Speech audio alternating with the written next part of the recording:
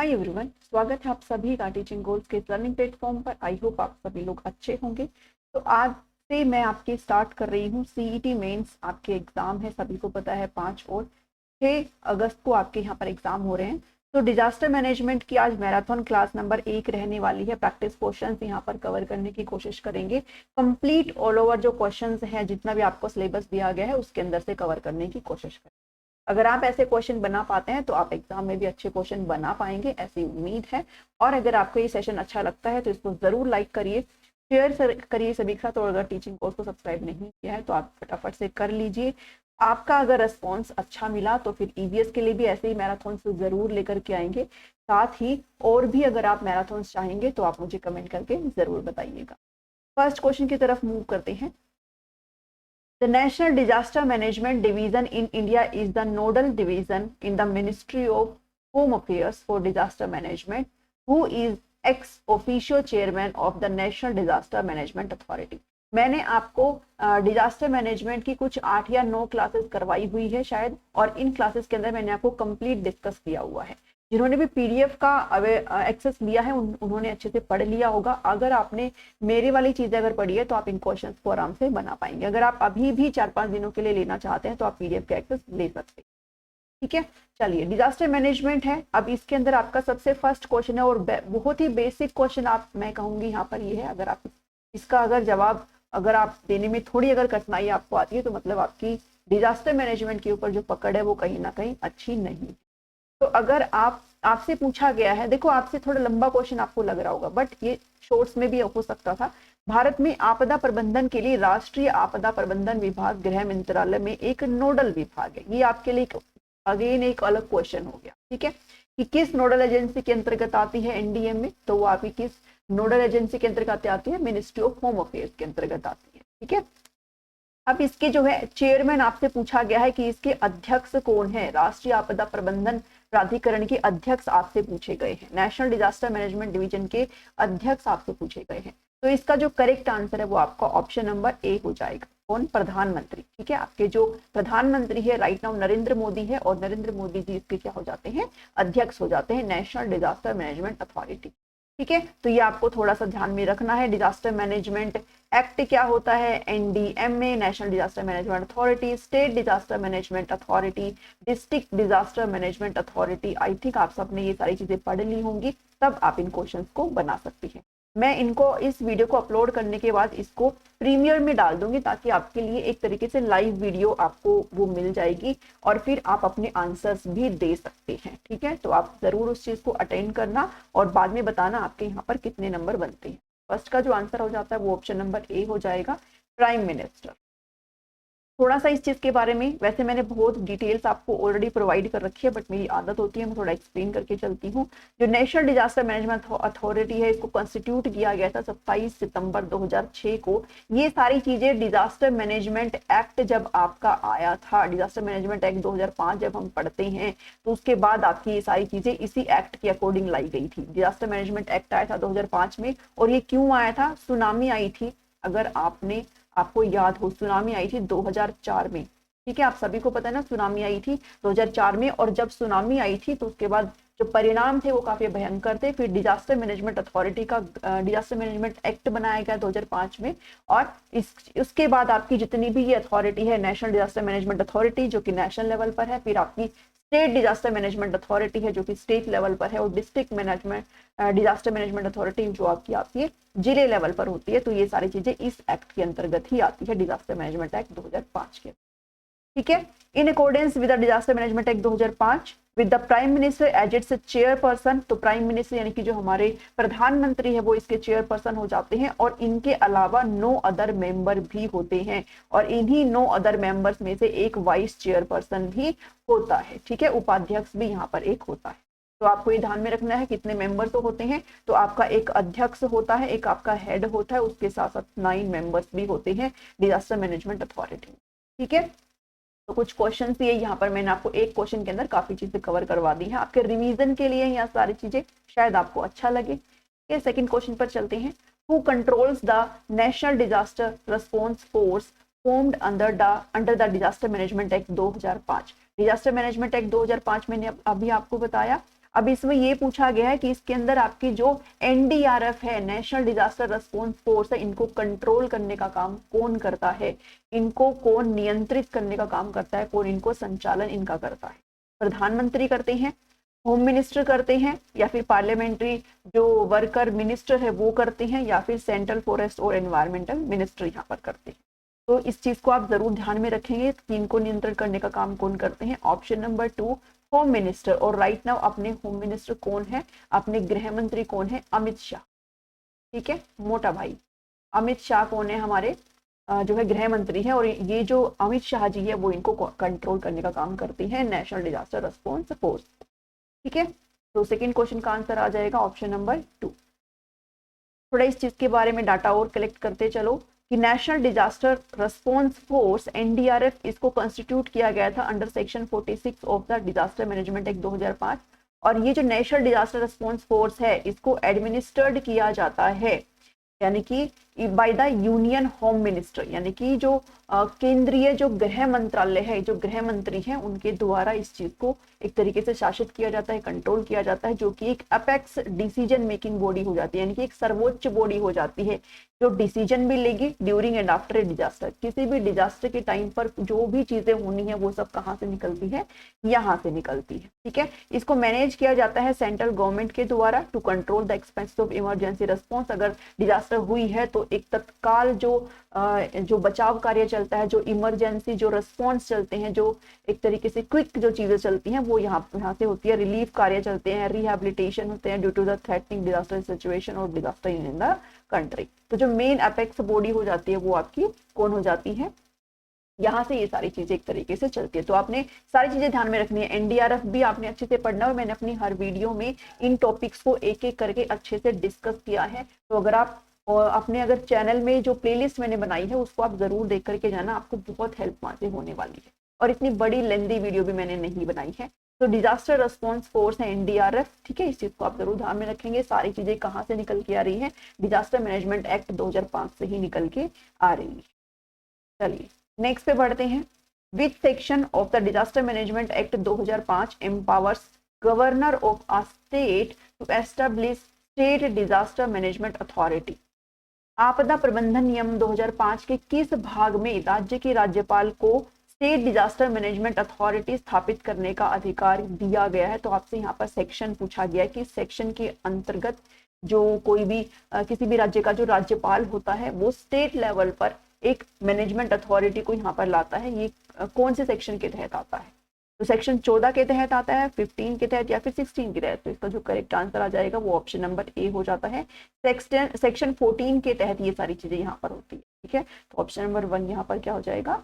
सही हो जाएगा। आप अपने आंसर जब मैं उस चीज को प्रीमियर में लगाऊंगी वीडियो में तो आप देते रहना। ठीक है, आपको जस्ट एक लाइव की तरह फील होगी ये video. According to the Disaster Management Act 2005, State Disaster Management Authority shall consist of maximum of how many members? अब यहाँ पर बात करी गई है, हमने ऊपर पढ़ा था नेशनल डिजास्टर मैनेजमेंट अथॉरिटी, जिनके हेड होते हैं हमारे पीएम, और इनके साथ साथ आपके 9 अदर मेंबर्स भी होते हैं। ठीक है, 9 अदर मेंबर्स भी होते हैं।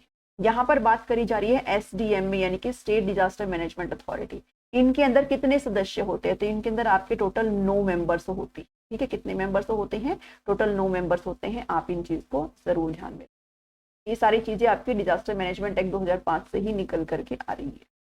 तो जो स्टेट डिजास्टर मैनेजमेंट एक्ट है इसके अंदर आपके चीफ मिनिस्टर आ जाते हैं। वहां पर आपके पीएम थे जो कि नेशनल लेवल पर थे। ये अगर स्टेट लेवल पर अथॉरिटी है तो यहाँ पर इनके जो चीफ हो जाएंगे वो कौन हो जाएंगे? जो उस पर्टिकुलर स्टेट के सीएम है, जो मुख्यमंत्री है, वो हो जाएंगे chairperson. And no more than 8 members, यानी कि एक हमारे सीएम हो गए प्लस 8 मेंबर और हो गए। तो यानी कि जो एनडीएम में है उनके अंदर टोटल कितने सदस्य होते हैं? हमारे पीएम प्लस 9 अदर मेंबर, जबकि जो एसडीएम में है इसके अंदर टोटल मिलाकर के ही 9 मेंबर्स होते हैं। ठीक है, ये आप ध्यान में रखेंगे। Appointed by the chief minister, in members को किनके द्वारा ही अपॉइंट किया जाता है? उस स्टेट के सीएम के थ्रू ही अपॉइंट किया जाता है। स्टेट एग्जीक्यूटिव कमेटी रिस्पॉन्सिबल होती है। अब एक चीज और ध्यान में रखना, जो हमारा एनडीएम में है, नेशनल डिजास्टर मैनेजमेंट अथॉरिटी है, और एक हमारा है एसडीएम में। ठीक है, स्टेट डिजास्टर मैनेजमेंट अथॉरिटी। तो जैसे आपका स्टेट डिजास्टर मैनेजमेंट अथॉरिटी के अंतर्गत आपकी स्टेट एग्जीक्यूटिव कमेटी आती है, वैसे ही यहाँ पर आपकी नेशनल एग्जीक्यूटिव कमेटी आती है। ठीक है, इनके ऊपर मेनली आप ये समझो कि इनके ऊपर एक जिम्मेदारी होती है कि कैसे सारा काम यहाँ पर परफॉर्म किया जाएगा, क्या पॉलिसीज बनाई जाएंगी, कैसे सारी चीजें अप्लाई होंगी, वो सभी जिम्मेदारी इनके ऊपर होती है। स्टेट लेवल पर स्टेट एग्जीक्यूटिव कमेटी होती है और नेशनल लेवल पर नेशनल एग्जीक्यूटिव कमेटी होती है। तो जो स्टेट एग्जीक्यूटिव कमेटी है वो रिस्पॉन्सिबल होती है, वो उत्तरदायी होती है for drawing up the state disaster management plan, यानी कि स्टेट के अंदर मतलब इनसाइड अ स्टेट, किसी भी राज्य के अंदर कैसे सारी चीजें प्लानिंग होगी, कैसे इम्प्लीमेंट किया जाएगा नेशनल प्लान को। और जो स्टेट डिजास्टर मैनेजमेंट अथॉरिटी है, इसको मैंडेट किया गया है under section 28 to ensure that all department of the state prepare disaster management plan as prescribed by the national and state authority. जैसे जैसे अब सारी चीजें तो आपकी नेशनल लेवल से उठ के आएगी ना, जो नेशनल डिजास्टर मैनेजमेंट अथॉरिटी है वो नीचे लेवल पर भेजेगी सारी चीजें। कोई भी जब आपदा आती है, कोई भी पॉलिसीज बनती है, कुछ भी प्लान होता है, तो वो पहले स्टेट लेवल तक भेजती है, जो कि स्टेट डिजास्टर मैनेजमेंट अथॉरिटी फिर उस चीज को इम्प्लीमेंट करता है, और फिर स्टेट अपने जो पर्टिकुलर जो जिले होते हैं, जो डिस्ट्रिक्ट होती है, उनको भेजा जाता है। तो इन चीज को एग्जीक्यूट करने का काम कौन करता है, ये सारी चीजें अप्लाई करने किसके थ्रू होती है, वो आपकी एग्जीक्यूटिव कमेटी के थ्रू की जाती है। ठीक है, ये आप ध्यान में रखेंगे। नेक्स्ट क्वेश्चन है, national institute of disaster management और NIDM was previously named as, राष्ट्रीय आपदा प्रबंधन संस्थान, या जिसको आप फुल फॉर्म में NIDM बोलते हो शॉर्ट फॉर्म में, को पहले निम्न में से क्या नाम दिया गया था। तो अभी तो national institute of disaster management है, पहले इसको क्या नाम दिया गया था?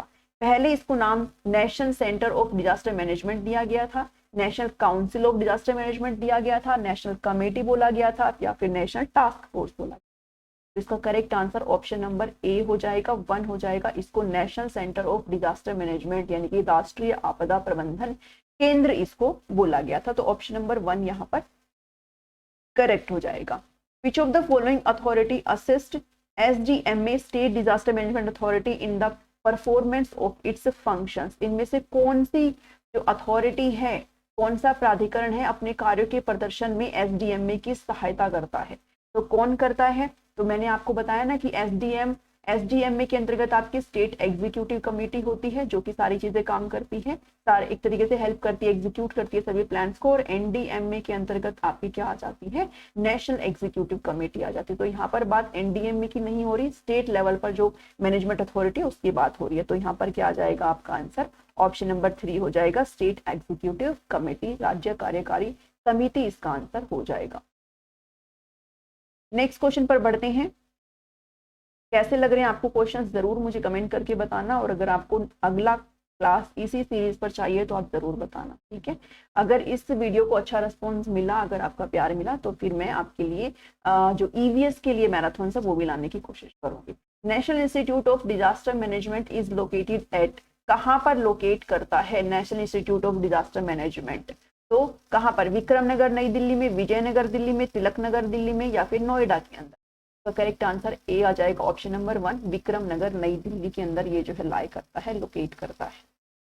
नेक्स्ट क्वेश्चन है, under the disaster management act, ये क्वेश्चन नहीं है, थोड़ा सा इस चीज के बारे में है, national institute of disaster management, disaster management act 2005 के अंतर्गत वन ऑफ द NIDM का जो की रिस्पॉन्सिबिलिटी है is to create human resources मतलब मानव संसाधन। वो संसाधन फिर जब कोई भी डिजास्टर होता है, कोई भी आपदा आती है, तो वो सारी चीजें फिर मिल करके काम करती है।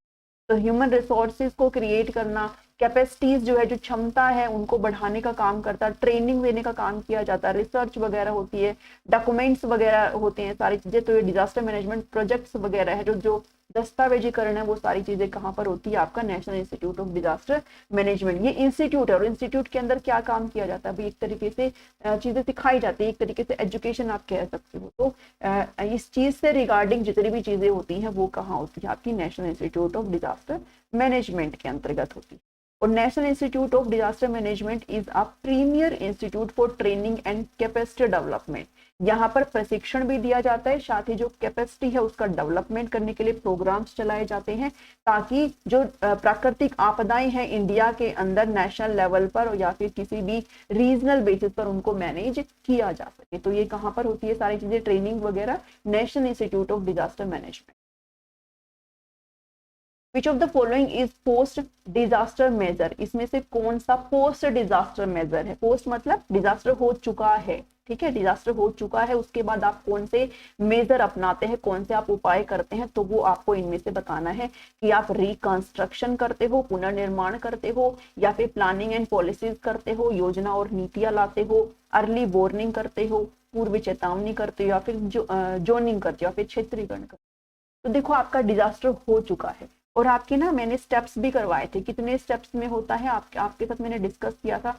जो डिजास्टर मैनेजमेंट है उसके 3 स्टेप्स बताए थे। सबसे पहले आप मिटिगेशन, यानी कि आप इसको बोल सकते हो प्रिपेयर्डनेस, ठीक है, प्रिपेयर्डनेस, कोई भी डिजास्टर आने के लिए आप कितना जो उस चीज के लिए प्रिपेयर हो, आप कोशिश करें कि आप इस चीज को रोक सके, ठीक है। बाकी जो प्राकृतिक आपदाएं वो रुकती नहीं है, बट अगर आती भी है तो आप उस चीज के लिए प्रिपेयर रहें, वो होता है। अगर ये आपका स्टेप 1 होता है, ठीक है। स्टेप 2 होता है कोई भी डिजास्टर अगर आ गया है तो आपका रिस्पॉन्स क्या है, एक क्विक रिस्पॉन्स हो, बचाव कार्य तेजी से चले, ज्यादा ज्यादा जो जान माल है उसकी नुकसान कम हो, वो चीज यहाँ पर देखा जाए रिस्पॉन्स हो। और थर्ड होता है कि अब सारी चीजें हो चुकी है, आप कैसे उस चीज से एक तरीके से उस क्षतिपूर्ति को करेंगे, ठीक है। आप रिकंस्ट्रक्शन आप इसको बोल सकते हो, कैसे आप पुनर्निर्माण करेंगे, रिहैबिलिटेशन बोल सकते हो, भाई कैसे लोगों को फिर से आप बसाएंगे, वो सारी चीजें आपका स्टेप नंबर 3 में आ जाती है, जो कि आफ्टर जो बोला जाता है कि आफ्टर डिजास्टर होता है। तो इसके अंदर आपकी जो प्लानिंग और पॉलिसीज है वो आपका स्टेप 1 का हिस्सा है, जो कि प्री डिजास्टर का हिस्सा है। अर्ली वार्निंग भी प्री डिजास्टर का हिस्सा है, जोनिंग भी प्री डिजास्टर का हिस्सा है, जबकि जो रिकंस्ट्रक्शन है यानी कि पुनर्निर्माण किसका है, आपका पोस्ट डिजास्टर मेजर यहाँ पर कहा जाता है। इसलिए ऑप्शन नंबर 1 यहाँ पर करेक्ट हो जाए। नेक्स्ट क्वेश्चन है, मोस्ट इंपोर्टेंट क्वेश्चन है, भोपाल गैस ट्रेजेडी के बारे में बार बार मैं आपसे बात करती हूँ। भोपाल डिजास्टर हुआ था, भोपाल आपदा किसके कारण हुई थी? तो इस चीज को तो आप सभी को पता होगा, ये ना तो किसी बांध के ढहने से हुआ था, ना ही किसी आग से हुआ था, ना ही प्लेग बीमारी से हुआ था, बल्कि गैस का लीकेज हुआ था। कौन सी गैस थी ये भी जरूर ध्यान में रखना, मिथाइल आइसोसाइनेट, मिथाइल आइसोसाइनेट थी, ये एक पेस्टिसाइड थी, ठीक है, जो कीड़े वगैरह मारने के लिए काम में आती है। ये एक पेस्टिसाइड थी, मिथाइल आइसोसाइनेट इस गैस का नाम था। इसका लीकेज हो गया था जिसकी वजह से काफी डेथ यहाँ पर देखने को मिली थी। तो ये जो है एक लीकेज हुआ था गैस का, इसकी वजह से इसको भोपाल जो डिजास्टर है, गैस ट्रेजेडी आप इसको बोलते हो, भोपाल गैस ट्रेजेडी इसको बोलते हो। High disaster management planning is necessary, जो आपदा प्रबंधन योजना है ये आपकी क्यों जरूरी है? प्रिवेंशन ऑफ डेंजर और थ्रेट, किसी खतरे या जोखिम को कम करने के लिए, क्षमता के निर्माण के लिए, रेस्क्यू और रिलीफ के लिए, या फिर आपका favourite option all of the above, किस पे जाएंगे आप? तो देखो जब हम प्लानिंग करते हैं तो हम खतरे और जोखिम को कम भी करते हैं, अपनी क्षमता इनकी कैपेसिटी बिल्डिंग भी करते हैं। हम लोग इंस्टीट्यूट हमने पढ़ा है, नेशनल डिजास्टर इंस्टीट्यूट हमने जो पढ़ा है उसके अंदर हम क्या कर रहे थे, कैपेसिटी बिल्डिंग कर रहे थे। फिर हमें जब प्लानिंग करते हैं जो तो कोई भी अगर डिजास्टर हो जाता है तो उसके बाद की भी चीजें देखी जाती है कि हम रेस्क्यू करते हैं, रिलीफ कार्य, राहत बचाव कार्य यहाँ पर चलाते हैं। तो इसलिए इसका answer all of the above यहाँ पर करेक्ट हो जाएगा, ठीक है। नेक्स्ट क्वेश्चन पर बढ़ते हैं। नेक्स्ट क्वेश्चन है, district disaster management authority DDMA is headed by, मैंने आपके साथ डिस्कस किया था ना कि आपकी जो डिजास्टर मैनेजमेंट अथॉरिटी उसके अंदर आपका एक नेशनल डिजास्टर मैनेजमेंट अथॉरिटी होता है जो कि नेशनल लेवल पर, फिर आपका एक स्टेट डिजास्टर मैनेजमेंट अथॉरिटी होता है जो कि स्टेट लेवल पर होता है, और उसके बाद आपका डिस्ट्रिक्ट डिजास्टर मैनेजमेंट अथॉरिटी होता है जो कि डिस्ट्रिक्ट लेवल पर होता है। आपको ये तीनों ही बहुत अच्छे से पढ़ना है, ठीक है। इसके अंदर जो एग्जीक्यूटिव कमेटी होती है वो NEC होती है, इसके अंदर आपकी SEC होती है। तो डिस्ट्रिक्ट डिजास्टर मैनेजमेंट अथॉरिटी को कौन हेड करता है? NDMA को हेड करता है बाय PM, इसको CM हेड करते हैं, और इनको कौन हेड करते हैं? तो इनको हेड करने का काम डिस्ट्रिक्ट मजिस्ट्रेट, वहां के जिला मजिस्ट्रेट भी करते हैं, और वहां के जो कलेक्टर साहब है वो भी यहाँ पर करते हैं। तो एनी ऑफ देम, ठीक है, एज द केस में भी उनमें से कोई भी हो सकता है इनमें से, यानी कि दोनों ही यहाँ पर उत्तरदायी होते हैं इसको हेड करने में। तो इसलिए इसका जो आंसर आ जाएगा ऑप्शन नंबर 3 आ जाएगा कि इनमें से कोई भी, डिस्ट्रिक्ट मजिस्ट्रेट भी चलेगा और डिस्ट्रिक्ट कलेक्टर भी चलेगा, बिकॉज मेन जो पर्सनैलिटी किसी भी जिले की हो जाती है वो यही हो जाती है। तो आपका ऑप्शन नंबर 3 यहाँ पर करेक्ट हो जाता है। उसके बाद एक इंपॉर्टेंट क्वेश्चन है आपके साथ कि Chernobyl nuclear disaster occurred in which of the following country, ये जो चेरनोबिल न्यूक्लियर डिजास्टर है, one of the most worst disaster है, आप इसको कह सकते हो वर्स्ट न्यूक्लियर डिजास्टर है, अब तक का सबसे भयंकर वाला डिजास्टर आप इसको कह सकते हो परमाणु क्षेत्र के अंदर। तो ये कहाँ पे हुआ था? फ्रांस में हुआ था, जापान में हुआ था, यूक्रेन में हुआ था, या फिर कजाकिस्तान में हुआ था? तो इसका आंसर आप सीधे सीधे ध्यान में रखना। अभी आपने लड़ाई भी देखी होगी ना, रसिया और यूक्रेन के बीच में लड़ाई हुई थी, तो यूक्रेन के अंतर्गत ये सारी चीजें आती हैं। यूक्रेन का जो चेरनोबिल न्यूक्लियर डिजास्टर है बहुत ही इंपॉर्टेंट है, ठीक है। सबसे फर्स्ट नंबर पर आता है वर्स्ट डिजास्टर, आप इसको सबसे भयंकर डिजास्टर, न्यूक्लियर डिजास्टर आप इसको बोल सकते हो, ठीक है, वर्स्ट डिजास्टर। तो अगर आपसे पूछे सबसे नंबर 1 पर वर्स्ट कौन सा है, तो आप इसे ही मार्क करेंगे चेरनोबिल न्यूक्लियर डिजास्टर, ठीक है। यहाँ पर जो 4 जो एक तरीके से रिएक्टर थे इस न्यूक्लियर पावर प्लांट के अंदर, जिसमें जो चौथे नंबर का था वो एक तरीके से फेल हो गया था। वहां पे भयंकर एक जो विस्फोट है वो हुआ था, और इतना भयंकर हुआ था कि मतलब डेथ भी वगैरह काफी देखने को मिली थी, और रेडिएशंस जो रिलीज हुई थी वो काफी भयंकर तरीके से हुई, ठीक है। तो आपका ऑप्शन नंबर 3 यानी कि यूक्रेन यहाँ पर करेक्ट हो जाए। थोड़ा सा इस चीज के बारे में मैंने यहाँ पर दिया भी है आपके लिए। Chernobyl disaster was a nuclear accident that occurred in 26 अप्रैल 1986, 26 अप्रैल 1986 को हुआ था। नंबर 4 जो रिएक्टर था चेरनोबिल न्यूक्लियर पावर प्लांट में near the city of Pripyat in the north of Ukrainian SSR in the Soviet Union, called the world's worst ever civil nuclear incident, इसको सबसे भयंकर वाला बोला जाता है। It is one of the only 2 nuclear energy incident related eight, मतलब अभी तक के 2 ये भयंकर माने जाते हैं, जिसके अंदर सबसे पहला ये आ जाता है आपका जो कि चेरनोबिल वाला है, और दूसरा आ जाता है 2011 का फुकुशिमा न्यूक्लियर डिजास्टर जापान के अंदर हुआ था, ये आपका सेकंड नंबर पर आ जाता है मोस्ट अगर वर्स्ट में पूछे तो। पहला आपका चेरनोबिल जो कि यूक्रेन में है, और दूसरा आपका जापान का आ जाता है फुकुशिमा न्यूक्लियर डिजास्टर जो कि जापान में, ठीक है। आप ये 2 भयंकर वाले जिनको आप जरूर ध्यान में रख सकते हैं। नेक्स्ट है international decade for natural disaster reduction, IDNDR is, प्राकृतिक आपदा न्यूनीकरण के लिए अंतरराष्ट्रीय दशक किसको माना गया है? तो ये किसको माना गया है? 1991 से 2000, या फिर 1981 से 1990, 2001 से 10, 2011 से 20, किसको माना गया है? तो ये जो माना गया है वो आपका 1991 से 2000 इसको माना गया है, ठीक है। तो आप ऑप्शन नंबर 1 को करेक्ट मार्क करके आएंगे। 1991 से 2000 का ये जो दशक है इसको माना गया है international decade for natural disaster reduction, ठीक है। चलिए नेक्स्ट क्वेश्चन है, where has been the country's first disaster management training institute establish, देश का सबसे पहला आपदा प्रबंधन प्रशिक्षण वाला जो संस्थान है वो कहाँ पर सिचुएट किया गया है? तो इसकी स्थापना कहाँ पर की गई? लातूर में, चेन्नई में, हैदराबाद में, या फिर तमिलनाडु में? इसका करेक्ट आंसर आ जाएगा लातूर में, जो कि आपका महाराष्ट्र में पड़ता है, ठीक है। कहाँ पर पड़ता है? महाराष्ट्र में ये सारी चीजें होती हैं, तो लातूर इसका यहाँ पर करेक्ट आंसर आ जाएगा। नेक्स्ट क्वेश्चन है the country's first national, question नहीं है इस चीज के बारे में ही है कि कंट्री का जो पहला नेशनल डिजास्टर मैनेजमेंट इंस्टीट्यूट है come under the operational command of CRPF, ठीक है। किसके अंतर्गत आती है सारी चीजें? किसकी कमांड के अंतर्गत है? CRPF के अंतर्गत आती है, जिसको लातूर में सेटअप किया गया था महाराष्ट्र में 2008 में, ये भी थोड़ा सा ध्यान में रखना। नेक्स्ट है national disaster management authority NDMA was initially constituted as, सबसे पहले इसको कैसे कॉन्स्टिट्यूट किया गया था NDMA को? तो ये आपकी एक स्टैट्यूटरी बॉडी होती है, एक एग्जीक्यूटिव बॉडी होती है, एक कॉन्स्टिट्यूशनल बॉडी होती है, या फिर एक अटैच्ड ऑफिस होता है। तो ये कोई एक अटैच्ड ऑफिस नहीं होता, एक कॉन्स्टिट्यूशनल बॉडी भी नहीं है, एक स्टैट्यूटरी बॉडी भी नहीं है, बल्कि एक एग्जीक्यूटिव बॉडी। क्या है? एक एग्जीक्यूटिव बॉडी है। सारी चीजें यहाँ पर ही होती है, बाद में पास होती है SDMA और DTMA के पास, ठीक है। आपकी ये क्या है? एक कार्यकारी निकाय आप इसको कह सकते हो। ऑप्शन नंबर 2 आपका यहाँ पर करेक्ट हो जाता है। नेक्स्ट है international decade for natural disaster reduction, अच्छा रिपीट हो गया ये, सॉरी, ठीक है, सॉरी फ्रॉम माय साइड। 1991 2000 इसका करेक्ट आंसर है, ये थोड़ा सा रिपीट हो गया है मेरी तरफ से, के लिए माफी चाहेंगे। नेक्स्ट क्वेश्चन पर बढ़ते हैं। An avalanche is a type of which one of the following disaster, हिमस्खलन निम्न में से किस प्रकार की आपदा है? किस आपदा का एक प्रकार है एवलेंके? और मैंने आपको यहाँ पर एक डायग्राम भी दिखाया है जिसके अंदर आप हिमस्खलन देख सकते हो। तो ये किस प्रकार की आपदा है आपकी? एटमॉस्फेरिक है, वायुमंडलीय है, टेरेस्ट्रियल है, एक्वेटिक है या फिर बायोलॉजिकल है? बायोलॉजिकल तो क्यों ही होगी, एक्वेटिक भी नहीं है, एटमॉस्फेरिक भी नहीं है, बल्कि क्या है, ये स्थलीय आपदा आप इसको कह सकते हो। टेरेस्ट्रियल एक तरीके से डिजास्टर, इसका ये जो है करेक्ट आंसर हो जाएगा, ऑप्शन नंबर 2 यहाँ पर करेक्ट हो जाता है।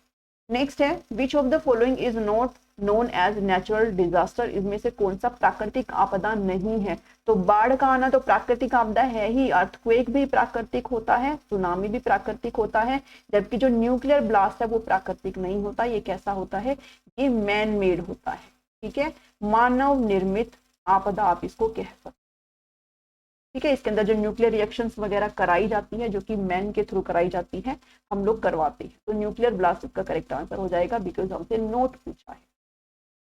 The state disaster management department works under which of the following department, जो SDMA है, जो स्टेट डिजास्टर मैनेजमेंट डिपार्टमेंट है, जो ये एक तरीके से विभाग है, वो किस विभाग के अंतर्गत आता है? राजस्व विभाग के अंतर्गत, पेंशन विभाग के अंतर्गत, रक्षा विभाग या फिर सहकारिता? तो पेंशन का तो इससे कोई लेना देना है ही नहीं, ठीक है, पेंशन विभाग के अंतर्गत नहीं आता है, डिफेंस के अंतर्गत भी नहीं आता है, कोऑपरेटिव के अंतर्गत भी नहीं आता, बल्कि किसके अंतर्गत आता है, रेवेन्यू डिपार्टमेंट के अंतर्गत आता है, इसलिए ऑप्शन नंबर 1 यहाँ पर करेक्ट हो जाएगा। नेक्स्ट क्वेश्चन है coal mines disaster in West Bengal are due to, Paschim Bengal में कोयला खदान जो आपदाएं हैं वो किसके कारण हुई है? लंपिंग के तहत हुई है, फोल्टिंग के तहत हुई है, इनएडिकेट स्टोविंग के तहत हुई है या फिर फ्लडिंग के तहत हुई है? तो जो वेस्ट बंगाल में जो कोयले की खदान हम लोग कोयला निकालते हैं ना वहां से, तो उस चीज की फिलिंग करी जाती है, बट कई बार वो अच्छे से फिलिंग हो नहीं पाती है, फिर बाढ़ वगैरह आती है, पानी वगैरह आता है, तो इस चीज से वो ढह जाती है। तो ये किसकी वजह से होता है? ये फ्लडिंग की वजह से होता है, बाढ़ की वजह से होता है, ठीक है, ऑप्शन नंबर 4 यहाँ पर करेक्ट हो जाए। इन नवंबर 1989 64 labours ended up getting trapped in the mine, यानी कि नवंबर 1989 में कोल फील्ड्स में आपकी 64 मजदूर खदान में फंस गए, उनमें से 6 की तत्काल मृत्यु हो गई। इस आपदा का कारण खदान में पानी का बाढ़ था, ठीक है, यानी कि पानी फ्लडिंग हो गया था, पानी जो उसके अंदर बढ़ गया था। और पश्चिम बंगाल क्षेत्र में अधिकांश खनन आपदाओं का कारण क्या होती है? बाढ़ होती है, यानी कि फ्लडिंग आपका आंसर यहाँ पर हो जाता है। नेक्स्ट क्वेश्चन है national crisis management centre for India to handle disaster and other emergency situations are set up by which country, Bharat के लिए राष्ट्रीय आपदा प्रबंधन केंद्र आपदा और अन्य आपातकालीन स्थितियों को संभालने के लिए किस देश के द्वारा स्थापित करी गई है? तो इसमें से कौन सी कंट्री है जो इन चीजों को सेटअप करती है? यूनाइटेड किंगडम सेटअप करता है, United state of America setup करता है, रशिया या फिर जर्मनी? तो इस चीज को ध्यान में रखना, रशिया के साथ जो हम भारत के जो रिश्ते हैं वो गुड रिलेशन है यहाँ पर, ठीक है, अच्छे रिश्ते हैं रशिया के साथ भारत के, इसलिए जब रशिया का और यूक्रेन का, ठीक है, जब युद्ध स्टार्ट हुआ था तो यूक्रेन ने एक तरीके से इंडिया से हेल्प मांगी थी कि आपका दोस्त है, आप इनको बोलो कि ये चीजें ना करें, ठीक है, हमारे साथ जो एक तरीके से ये हमले हो रहे हैं वो चीजें ना हो। तो आप इसका करेक्ट आंसर क्या मार्क करेंगे? रशिया मार्क करेंगे, ठीक है, रूस को मार्क करेंगे। नेक्स्ट क्वेश्चन है the tree popularly known as green gold but which is an ecological disaster is, इस पेड़ को ग्रीन गोल्ड के नाम से जाना जाता है, लेकिन वह एक पारिस्थितिकीय आपदा है, इकोलॉजिकल डिजास्टर है, यहाँ पर इसको ग्रीन गोल्ड बोला जाता है, इनकी हरा सोना इसको बोला जाता है। नीलगिरी को, यूकेलिप्टस को, पीपल को, बनियन यानी कि बरगद को, या फिर इनमें से कोई नहीं? तो कोई नहीं तो नहीं आएगा, इसका जो करेक्ट आंसर है वो आपका नीलगिरी यानी कि यूकेलिप्टस का जो ट्री है वो है। साथ साथ बैम्बू को भी बोला जाता है, ठीक है, इसको बैम्बू को भी बोला जाता है, क्यों? क्योंकि इनकी ना डिमांड बहुत ज्यादा है, जो वुड के जो मटेरियल बनते हैं, वुड जो इंडस्ट्री उसके अंदर इनकी काफी डिमांड है, और आर्थिक जो एक तरीके से सहायता है काफी इससे होती है, क्योंकि इनको ग्रो करना भी बहुत आसान होता है। तो इस चीज को काफी एक तरीके से कटिंग भी इनके जो वनों से उनकी करी जाती है, तो इसको हरा सोना इसलिए बोलते हैं बिकॉज इनकी डिमांड बहुत ज्यादा है, और जो प्रोडक्शन होता है, जो चीजें बनती है वो अच्छी क्वालिटी की बनती है, ठीक है, तो इसलिए यूकेलिप्टस और बैम्बो जो है इसका करेक्ट आंसर होता है। बैम्बू एडिशनल इंफॉर्मेशन है इस ऑप्शन में, ऑप्शन नंबर 1 यहाँ पर करेक्ट है। Indian navy launched operation vanilla for disaster relief in which of the following country, आपदा प्रबंधन के लिए, आपदा राहत के लिए ऑपरेशन वेनिला शुरू किया था इंडियन यानी कि भारतीय नौसेना ने किस देश के लिए शुरू किया था? मेडागास्कर के लिए, या फिर सेचेल्स के लिए या फिर मॉरिशियस के लिए या फिर कोमोरोस के लिए? इसका करेक्ट आंसर मेडागास्कर हो जाता है। ठीक है, मेडागास्कर के लिए भारतीय नौसेना ने एक तरीके से ऑपरेशन वेनिला की शुरुआत करी थी। इसके अंदर अगर आपको थोड़ी बहुत चीजें बताऊं तो आप यहाँ पे देख सकते हो, भारतीय नौसेना ने मेडागास्कर में चक्रवात डाइने वहां पर आया था से प्रभावित लोगों की सहायता और राहत उपलब्ध कराने के लिए ऑपरेशन वनीला की शुरुआत करी। ऑपरेशन वनीला के तहत भारतीय नौसेना के पोत आईएनएस एरावत को इस मिशन में लगाया गया है और लगाया गया था, और इस चक्रवात के कारण मेडागास्कर में बाढ़ एवं भूस्खलन जैसी आपदाएं आई हैं, जिनके परिणाम स्वरूप कई लोगों की मृत्यु हुई है और कई लोग ट्रांसफर हो गए, मतलब कि अपनी जगह छोड़ने पर विवश हो गए हैं, विस्थापित हो गए हैं। मेडागास्कर हिंद महासागर का एक द्वीपीय देश है और विश्व का चौथा सबसे बड़ा द्वीप भी है। ठीक है, तो ये थोड़ी एडिशनल इंफॉर्मेशन है, ये भी आप ध्यान में रख सकते। नेक्स्ट क्वेश्चन है, in Hyderabad is responsible for remote sensing satellite data acquisition processing के लिए, डाटा डिसेमिनेशन के लिए, एरियल रिमोट सेंसिंग के लिए और decision support for disaster management. तो इनमें से कौन सा है जो कि हैदराबाद में है? आपने इनमें से करेक्ट यहाँ पर मार्क करना है, जो कि डेटा अधिग्रहण और प्रसंस्करण के लिए, डेटा एक्विजिशन के लिए, उसके प्रोसेस के लिए, सारी चीजें जो कि किससे रिलेट करती है? आपके डिजास्टर मैनेजमेंट से रिलेट करती है। तो इसका जो करेक्ट आंसर है वो क्या आ जाएगा? एनआरएससी या फिर एनआईसी, इसरो आ जाएगा या फिर आईआईएससीआर आ जाएगा? तो करेक्ट आंसर आएगा नेशनल रिमोट सेंसिंग सेंटर। क्या आ जाएगा? नेशनल रिमोट सेंसिंग सेंटर, जो कि हैदराबाद में है, रिस्पॉन्सिबल है रिमोट सेंसिंग सैटेलाइट्स के डाटा एक्विजिशन के लिए, उसके प्रोसेस करने के लिए, एरियल रिमोट सेंसिंग के लिए और डिसीजन सपोर्ट के लिए। तो आपका ऑप्शन नंबर 1 यहाँ पर करेक्ट हो जाता है। नेक्स्ट क्वेश्चन पर बढ़ते हैं, methyl isocyanate gas which was evolve in disaster in Bhopal. मैंने आपके साथ डिस्कस किया ना, भोपाल की जो गैस त्रास दी, उसमें जो कोई गैस थी उसका नाम ध्यान में जरूर रख लेना कि ये कौन सी गैस थी? मिथाइल आइसोसाइनेट गैस थी, जो कि इन्वॉल्व थी इन द डिजास्टर भोपाल में दिसंबर 1984 में। Was used in the union carbide factory for the production of, या आप इस फैक्ट्री को भी ध्यान में रख सकते हो। तो किसका प्रोडक्शन हो रहा था यहाँ पर? For the production of pesticides, यानी कि कीटनाशक के लिए आप इस गैस का इस्तेमाल वहां पर कर रहे थे, इसलिए इसका बाद में रिसाव हुआ था और काफी उसके भयंकर परिणाम देखने को मिले थे। तो ऑप्शन नंबर 4 यहाँ पर करेक्ट हो जाएगा। Dash is a number for emergency disaster management. कौन सा नंबर इसमें आपातकालीन आपदा प्रबंधन के लिए आप कौन से नंबर को डायल करेंगे? 101 को, 108 को, 109 को या फिर 110 को? करेक्ट आंसर ऑप्शन नंबर 2 हो जाता है, 108 को। ठीक है, और 108 ध्यान में रखना एम्बुलेंस वगैरह के लिए भी होता है। ठीक, इसके लिए एम्बुलेंस के लिए। चलिए नेक्स्ट पे चलते हैं। Odisha often faces natural disaster due to, Odisha जो है अक्सर प्राकृतिक आपदाएं झेलता है, किस वजह से? क्योंकि वहां पर क्या आते हैं? अर्थक्वेक नहीं आते, बल्कि साइक्लोन्स की वजह से, चक्रवात काफी आते हैं, इसलिए वहां पर प्राकृतिक आपदाएं देखने को मिलती। नेक्स्ट पर आ जाते हैं, what kind of natural disaster are blizzard is.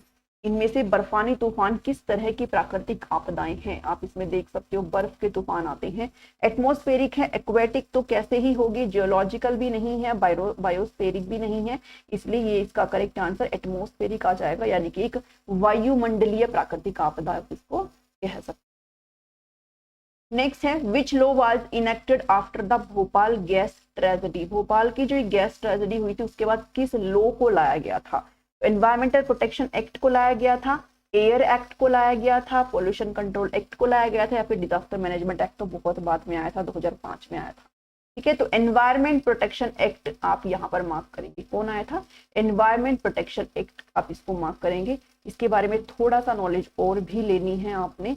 After United nation conference, जब ये आपका स्टॉकहोम में 1972, हमने बार बार ईवीएस के क्लासेस में डिस्कस किया है कि जितने भी आपके लॉ वगैरह आए थे एनवायरमेंट से रिलेटेड, वो कब आए थे? जब स्टॉकहोम के अंदर एनवायरमेंट से रिलेटेड ये कॉन्फ्रेंस हुआ था, एक सम्मेलन हुआ था 1972 में, उसके बाद आपके सारी चीजें आई थी। तो first the wild fire protection act 1972 उसको लाया गया था। इसके बाद सबसे पहला कौन सा आया था? वाइल्ड लाइफ यानी कि वन्य जीव संरक्षण अधिनियम 1972 आया था। Then water prevention and control pollution act 1974 आया था। उसके बाद एयर के लिए एक्ट आया था 1981, और उसके बाद 1986 में एनवायरमेंट प्रोटेक्शन एक्ट को पार्लियामेंट यानी कि संसद से पास किया गया था in the wake of Bhopal gas tragedy, जो कि 2 दिसंबर 1984 को हुई थी। ठीक है, तो आप इन सीरीज को जरूर ध्यान में याद रख लेना कि जब ये सारी जो लॉज है, ये सारे जो नियम बनाए गए थे, ये कानून आए थे, वो किसके बाद आए थे कि स्टॉकहोम में 1972 में एक सम्मेलन हुआ था एनवायरमेंट के ऊपर, और उसमें डिस्कस किया गया था कि भाई अब बहुत सारी चीजें हमारे प्राकृतिक पर्यावरण के लिए करने की जरूरत है, अन्यथा बहुत देर हो जाएगी। उसके बाद हम लोगों ने इस लॉज को लाया था। तो इस सीरीज में सबसे पहले आपका वन्य जीव जो प्रोटेक्शन एक्ट है वो आया था, जो 1972 में आया था, फिर पानी का एक्ट आया था, फिर हवा का एक्ट आया था, एंड देन बाद में आपका एनवायरमेंट प्रोटेक्शन एक्ट 1986 आया था। और ये कब आया था? भोपाल गैस ट्रेजेडी के बाद आया था। ठीक है, जो कि 1984 में। इतना ध्यान में रखेंगे सभी। नेक्स्ट है the prime ministers national relief fund is operated by which one of the following bodies. Prime minister का जो नेशनल रिलीफ फंड है, अब इस फंड का इस्तेमाल कब होता है? जब भी कोई डिजास्टर होता है, अगर उसमें स्टेट के अंदर जो फंड होता है, स्टेट का जो फंडिंग अकाउंट है, उसके अंदर पैसा नहीं बचा है, फिर बाद में यहाँ से पैसा वहां पर ट्रांसफर किया जाता है ताकि बचाव कार्य वहां पर चलते रहे। तो ये जो प्राइम मिनिस्टर का जो नेशनल रिलीफ फंड है, इसको कौन ऑपरेट करेगा? तो सीधी सी बात है, इसको कौन ऑपरेट करेंगे? इसको प्राइम मिनिस्टर ऑफिस यानी कि पीएमओ, प्रधानमंत्री कार्यालय, पीएमओ इस चीज को ऑपरेट करने का काम करते हैं। ठीक है, कोई इजी सी चीज है। फंडिंग के बारे में भी अपनी वीडियोस में मैंने अच्छे से कवर किया था। आई होप आपने वो सारी चीजें देख रखी, नहीं देखिए तो आप उनको जल्दी जल्दी से देख सकते हो, अभी भी बहुत टाइम बचा है। तो आज कुछ हमने 30 क्वेश्चंस डिस्कस किए हैं। आई होप आपके यहाँ पर काफी अच्छे आए हैं। मुझे जरूर बताना आपके कितने नंबर यहाँ पर बन रहे हैं। आज का ये सेशन आपको कैसा लगा? ऐसा ही सेशन अगर आपको और चाहिए है तो आप मुझे जरूर कमेंट करके बताना। अगर वीडियो को अच्छा रिस्पॉन्स मिला तो जरूर लेकर के आएंगे। ठीक है, थैंक यू। आप शेयर करते रहिए और कीप लर्निंग, और आप सभी को क्या है, बेस्ट ऑफ लक है। वीडियो देखने के लिए बहुत बहुत धन्यवाद। Thank you, thanks for watching.